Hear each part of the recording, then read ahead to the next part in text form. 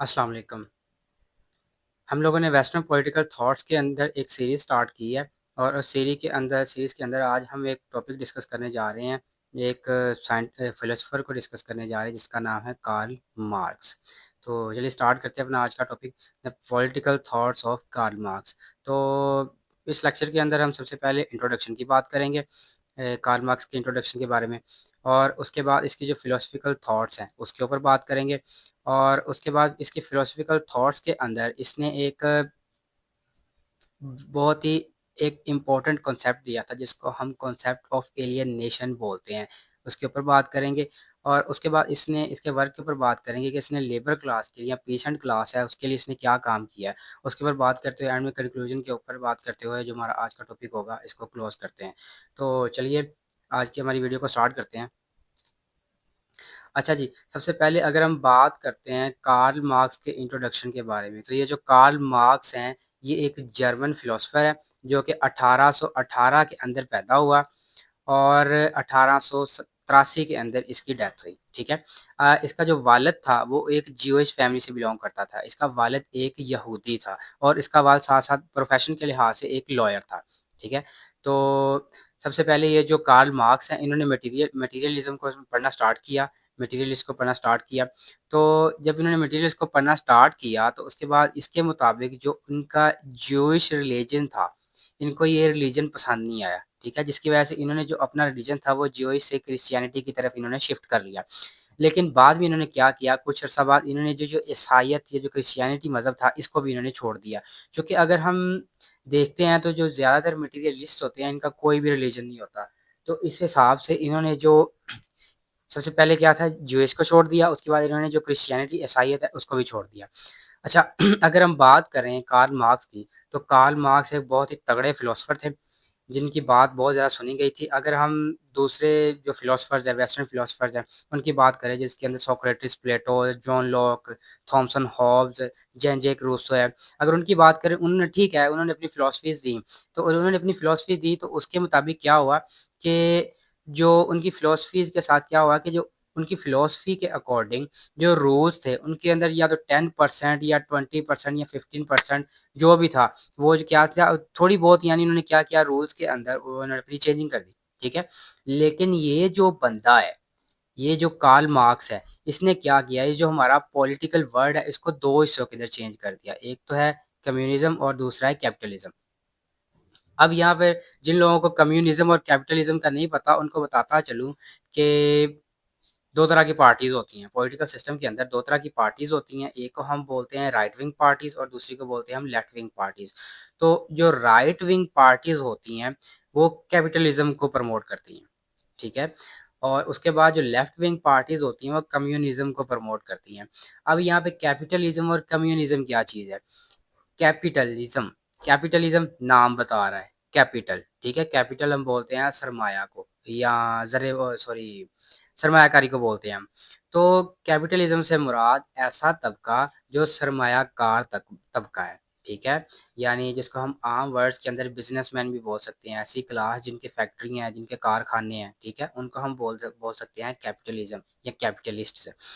तो अच्छा, ये जो कैपिटलिस्ट्स हैं या जो सरमायाकार्स हैं, इनको कौन प्रमोट करता है? इनको राइट विंग पार्टीज़ प्रमोट करती हैं, ठीक है? राइट विंग पार्टीज़ के अंदर एक और बात होती है कि इसके अंदर जो रिलीजन होता है, वो स्टेट के अंडर होता है, स्टेट के साथ वो मुंसलिक होता है। अब उसके बिल्कुल उलट है left wing parties. Left wing parties के अंदर क्या होता है कि जो लेफ्ट विंग पार्टीज़ होती हैं, इसके अंदर क्या होते हैं, जो लीडर होते हैं, वो क्या करते हैं, जो लोअर क्लास के लोग होते हैं, जैसे लेबर होती है, उसके अंदर पीसेंट क्लास के जो लोग होते हैं, उनको प्रमोट करते हैं, ठीक है? जैसे इसके सिंपल एग्ज़ाम्पल अगर आप सबको पता होगा कि डेमोक्रेसी किसे बोलते हैं, तो ये जो कम्युनिज़्म है, ये डेमोक्रेसी को प्रमोट करती है, ठीक है? जो लोअर लेवल के लोग हैं, उनकी जो हुकूमत है, उसको प्रमोट करती है। ठीक है? तो अगर हम बात करें अपने कार्ल मैक्स साहब की, तो ये किस तरह के बंदे थे? तो जो कार्ल मैक्स साहब हैं, ये एक प्योर कम्युनिस्ट थे, ठीक है? ये यानी कि अगर हम पार्टी के लिहाज से बात करें, तो ये कौन-सी पार्टी को के साथ खड़े हुए थे, ये लेफ्ट विंग पार्टी के साथ खड़े हुए थे, ठीक है, लेफ्ट विंग पार्टी के साथ इनका इल्हाक था। अच्छा जी, अब इसके बाद इन्होंने जो काम क्या किया है, जो इनकी जो लेबर क्लास है या पीसेंट क्लास है, उसके लिए इन्होंने काम क्या किया, अगेंस्ट कैपिटल सोसाइटी, ठीक है, worked for the peasant class, specially labour class. He also criticised ancient philosophers at they always talk about kings and the people in power, ठीक है। ये इनका सबसे बड़ा काम इन्होंने क्या किया है, जो कैपिटल सोसाइटी है, जो सरमायादार क्लास है, उसके खिलाफ इन्होंने बात की है, उसके खिलाफ इन्होंने आवाज़ उठाई है, ठीक है। इन्होंने जो किसान तबका या जो लेबर क्लास है उसके हक में इन्होंने बात की है। अगर हम यहाँ पे बात करें कि इन्होंने, अच्छा जी, इन्होंने कैपिटल सोसाइटी के खिलाफ इन्होंने आवाज़ उठाई है, तो यहाँ पे बात करें कि इन्होंने कैपिटल सोसाइटी के खिलाफ आवाज़ क्यों उठाई है, तो इसकी यहाँ पर एक सिंपल सी मैंने एक एग्जांपल बनाई है, उसके ज़रिए आपको समझाने की कोशिश करता हूँ कि जो बिजनेसमैन होता है या वो बंदा जिसकी कोई फैक्ट्री होती है या कोई कारखाना होता है या जो कैपिटलिस्ट होता है, वो क्या करता है, रॉ मटेरियल खरीदता है, ठीक है, सस्ती कीमत के अंदर रॉ मटेरियल खरीदता है। फॉर एग्जांपल उसने कोई भी रॉ मटेरियल, जिसको हम, फॉर एग्जांपल मैं कहता हूँ कि उसने लोहा खरीदा है, 100 रुपए का उसने रॉ मटेरियल लोहा खरीदा है, ठीक है। वो क्या करता है, 100 रुपए का जो रॉ मटेरियल वो जो लेके जाता है उसको अपनी फैक्ट्री के अंदर या अपने कारखाने के अंदर लेके जाता है, तो उधर जाके जो लेबर है, जो मजदूर है, उनको बोलता है कि आपने ये जो रॉ मटेरियल है उसको प्रोडक्ट के अंदर कन्वर्ट करना है, ठीक है। तो जब वो उसको प्रोडक्ट के अंदर कन्वर्ट करते हैं इस रॉ मटेरियल को, तो वो रॉ मटेरियल की कितनी वैल्यू हो जाती है, वो 1000 रुपीज़ का हो जाता है। तो उस जो 100 रुपए का रॉ मटेरियल है उसके पीछे कितना प्रॉफिट आया, 900 रुपए का, ठीक है। तो ये जो 900 रुपए का प्रॉफिट है ये किसकी जेब में जाएगा, जाहिर सी बात है, सरमायादार जो होगा, जो मालिक होगा, उसकी जेब के अंदर जाएगा। तो इसके नतीजे में जो लेबर होगी इसको क्या फ़ायदा होगा, कोई फ़ायदा नहीं होगा, ठीक है। तो इसी वजह से जो कार्ल मार्क्स साहब हैं, इन्होंने क्या कहा था, इन्होंने कहा था कि जो सरमायादार क्लास है वो क्या करती है कि थोड़े पैसों से के साथ वो अपना रॉ मटेरियल खरीदती है, वो लेके जाती है, लेबर को देती है। अच्छा, इसके अंदर वो सरमायादार को क्यों क्रिटिसाइज़ कर रहे हैं, वो कह रहे हैं कि जो सरमायादार हैं वो लेबर की पावर को यूज़ करते हैं, ठीक है। लेबर की पावर, उनकी मैन पावर, उनकी विल पावर को यूज़ करते हुए उनसे प्रोडक्ट्स बनाते हैं। हालाँकि आप जो सरमायादार है वो खुद इसके अंदर कोई काम नहीं कर रहा। जस्ट उसने क्या किया है कि एक मिनिमम सी अमाउंट के अंदर उसने रॉ मटेरियल ला के जो लेबर है उसको प्रोवाइड कर दिया है, ठीक है। उसके बदले में जो सारा काम है, जो सारा प्रोसेस है वो कौन कंडक्ट कर रहा है, वो लेबर कंडक्ट कर रही है, ठीक है। तो एंड में जो प्रॉफिट है वो किसके पास जा रहा है, वो सरमायादार की जेब के अंदर जा रहा है। तो इसी वजह से कार्ल मैक्स साहब में वो कहते हैं कि ये सरासर नाइंसाफ़ी है कि आप क्या करोगे, सारा जो काम है वो लेबर करे, अपनी मैन पावर, जो अपनी विल पावर है, अपनी एनर्जी है, सारी वो लेबर लगाए और सारा का सारा जो प्रॉफिट है वो आप खुद ले जाओ, ठीक है। तो इसी वजह से जो कार्ल मैक्स साहब हैं ये लेबर क्लास के साथ खड़े थे। तो इनका मानना है कि अच्छा, अगर आप ज़्यादा नहीं कर सकते तो आप कम से कम ऐसा करो कि जो 900 रुपए है इसके अंदर से कम आप 450 रुपए तो दो उनको, ठीक है। तो इसके बाद इन्होंने दूसरा काम क्या किया कि इन्होंने क्रिटिसाइज़ किया किसको, एंशिएंट फिलोसोफर्स को, जो जिन्होंने हमेशा किसके बारे में बात की है, किंग्स के बारे में बात की है और उन लोगों के बारे में बात की है जो हमेशा पावर में रहते हैं, ठीक है। इसमें कार्ल मैक्स साहब ने क्या कहा है कि जो एंशिएंट फिलोसोफर्स हैं उनके ऊपर तनकीद की है कि आप लोगों ने जब भी बात की है आपने बादशाह की साइड की बात की है या आपने उन लोगों की साइड की बात की है जिनके पास हुकूमत होती है। जैसे वो कहते हैं ना कि माड़े बंदे के साथ कोई भी नहीं खड़ा होता, तो सेम वही बात यहाँ पे कर रहे हैं कार्ल मैक्स साहब। वो कह रहे हैं कि कोई बंदा ऐसा नहीं है, कोई फिलोसोफर ऐसा नहीं है जिसने मजदूरों के हक में बात की हो, पीजेंट क्लास के साथ खड़ा हुआ हो कोई भी। तो इसी वजह से जो कार्ल मैक्स साहब हैं इन्होंने इनके ऊपर भी बहुत ज़्यादा तनकीद की है, जो एंशिएंट हमारे फिलोसफर्स हैं उनके ऊपर। अच्छा जी, उसके बाद he always says capitalism should be overthrown and power should be given to the labour class. ज़ाहिर सी बात है, अगर वो लेबर को सपोर्ट कर रहे हैं तो ज़ाहिर सी बात है वो कहें कि जो कैपिटलिज्म है यानी जो राइट विंग पार्टीज़ हैं उनकी हुकूमत को ख़त्म होना चाहिए, ठीक है। और ये जो इक़्तिदार है, जो गवर्नमेंट है, वो किसको मिलनी चाहिए, वो मिलनी चाहिए लेबर क्लास को, ठीक है। ताकि जो लेबर क्लास है ये भी तरक्की कर सके, अपने जो रोज़मर्रा के जो मामलात हैं उनको वो कुछ अच्छे तरीके से वो उनको भी कंट्रोल कर सके। अच्छा जी, उसके बाद इन्होंने बहुत ही एक इम्पोर्टेंट थ्योरी दी थी जिसको हम बोलते हैं थ्योरी ऑफ एलियनेशन, ठीक है। यहाँ पे शुरू में हमने बात की थी कि जो रॉ मटेरियल सरमायादार जो प्रोवाइड करता है, ठीक है, उस रॉ मटेरियल को मैंने फॉर एग्जांपल कहता हूँ कि उसने लोहा प्रोवाइड किया, वो ला के क्या करता है, वो लेबर को देता है, कहता है जी इसके आगे कोई चीज़ बनाओ। अब जो लेबर है वो उस लोहे को यूज़ करते हुए आगे बीएमडब्ल्यू बना देते हैं, उससे हैवी बाइक बना देते हैं या उससे कोई और इम्पोर्टेंट चीज़ बना देते हैं। तो अच्छा, यहाँ पे ये जो BMW या हैवी बाइक है वो कौन बना रहा है? जाहिर सी बात है, लेबर बना रही है। ठीक है, तो अब यहाँ पर वो जो लेबर है उसकी तनख्वाह ही, उसका वेज ही इतना लिमिटेड है कि वो अपने घर के अखराजात मुश्किल से पूरे कर सकता है। तो क्या वो जो लेबर है वो ये BMW या ये जो हैवी बाइक खरीद सकता है? ऑब्वियसली इस जो वेज रेट के अंदर वो नहीं खरीद सकता। ठीक है, तो इसलिए वो कहता है एलियनेशन। एलियन की डेफिनेशन क्या है? कि कोई ऐसी चीज जो आपसे बिल्कुल मुख्तलिफ हो। ठीक है, तो इसका मतलब है, इस थ्योरी का मतलब है कि लेबर लेबर क्लास जो है वो खुद चीजें जो बनाती है उसके पास इतनी ताकत नहीं है कि वो अपनी बनाई हुई चीज को ही खरीद सके। ठीक है, इसके बाद जो थ्योरी ऑफ एलियनेशन, इसका दूसरा एस्पेक्ट भी है कि अपने डेली लाइफ के जो मामलात हैं उनको मीट करने के लिए जो लेबर क्लास है वो क्या करती है कि जो फ्रेंच के अंदर रेवोल्यूशन हुई थी तो उसके अंदर जो लेबर क्लास है उससे बहुत ज़्यादा काम लिया गया था। अब उसके अंदर वो क्या बोलते हैं, वो कहते हैं कि जो लेबर क्लास है, अगर कोई मर्द है, ठीक है, वो नाइट टाइम वो ड्यूटी कर रहा है, मर्द जो है वो नाइट टाइम ड्यूटी कर रहा है, उसके बाद उसकी जो औरत है, ठीक है, वो औरत क्या कर रही है, डे टाइम वो ड्यूटी कर रही है। तो उसके बाद जो, हालांकि जो स्टूडेंट्स हैं, छोटे बच्चे हैं, उनसे भी काम लिया गया था।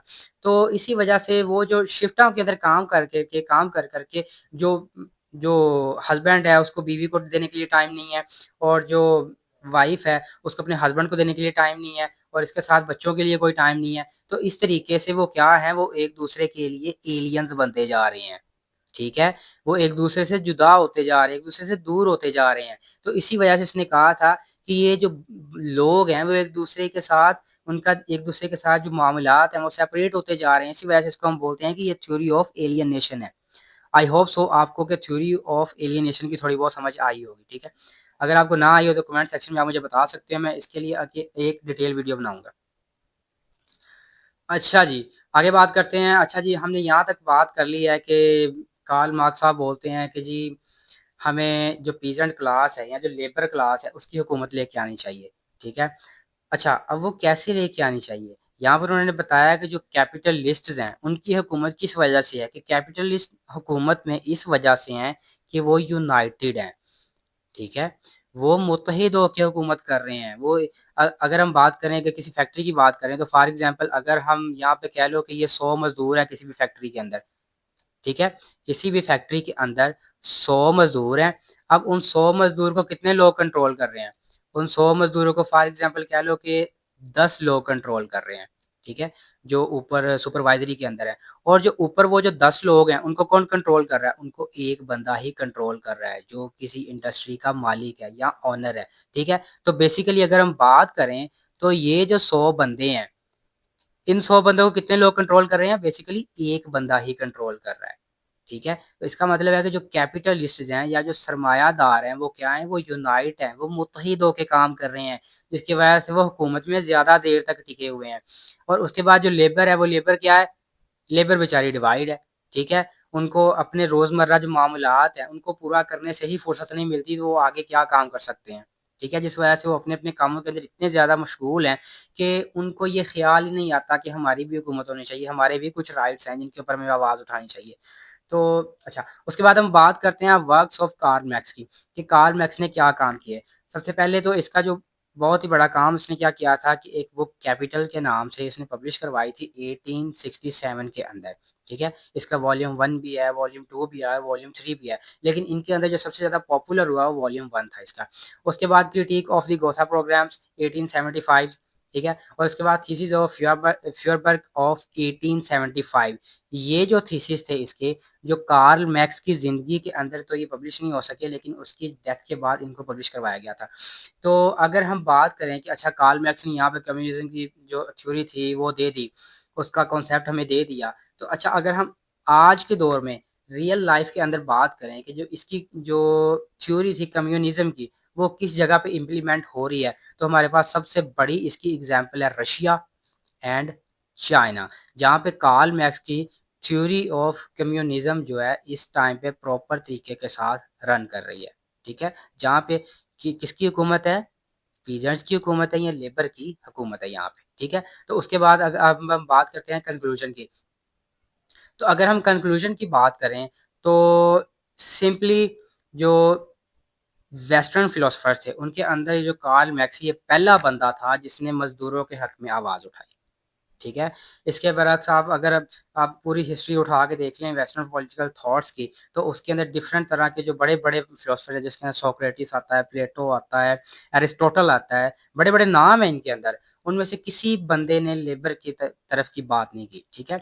तो कार्ल मैक्स वो वाहिद बंदा था जिसने लेबर के अकॉर्डिंग बात की। इसका कहना था कि अगर जो हम कैपिटलिस्ट पार्टी को ही ऊपर लेके आते रहेंगे तो क्या होगा कि नतीजे के तौर पर वही जो कैपिटलिस्ट पार्टी है वो अमीर से अमीर तर होती जाएगी, और जो हमारी जो लेबर क्लास है वो गरीब से गरीब तर होती जाएगी, जिसके नतीजे में क्या होगा कि एक इमेजिनरी लाइन क्रिएट हो जाएगी ये सरमायादार तबके और लेबर्स के दरमियान, और वहां पे एक सिस्टम डेवलप होगा जिसको हम बोल सकते हैं कि ये आका और गुलाम वाला सिस्टम डेवलप हो जाएगा। तो जिसके जिसके नतीजे में क्या होगा, जो हमारी लेबर क्लास होगी, जो मेजोरिटी होती है, वो बिल्कुल ही उनका जो उनके साथ सलूक होगा वो गुलामों जैसा होगा। और कार्ल मैक्स जो हैं वो लेबर के साथ ये वाला सलूक होने देना नहीं चाहते थे, जिसकी वजह से इन्होंने ये सारी जो फिलोसफीज हैं उनको ड्राइव किया और लेबर के हक में आवाज़ उठाई। तो यहाँ पर हमारा आज का जो लेक्चर है इसको एंड करते हैं। आई होप सो आपको इसको अच्छे से समझ आई होगी। अगर आपको किसी चीज़ के अंदर कोई भी मसला हो तो आप डायरेक्टली कमेंट सेक्शन के अंदर आप मुझे पूछ सकते हैं। Till there, thank you very much, जज़ाकल्लाह।